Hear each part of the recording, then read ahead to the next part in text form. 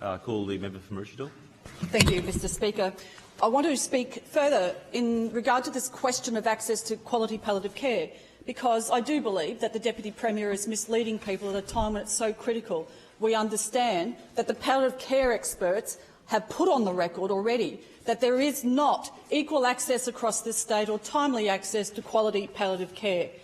Now, whether you agree with voluntary assisted dying or not, we should agree that people have universal access and quality access to early intervention quality care, integrated care. One of the palliative specialists, the message that came back today was they've had to unfortunately move away from an integrated model to a disintegrated model.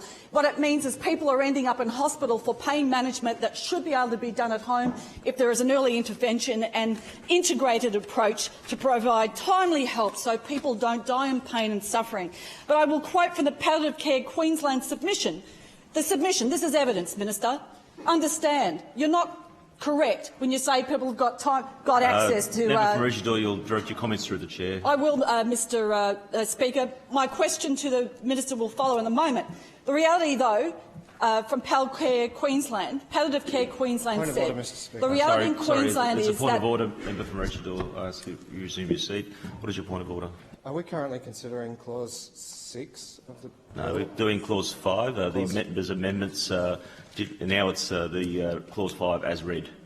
And the member from Maroochydore is speaking. Thank you, Mr. Speaker.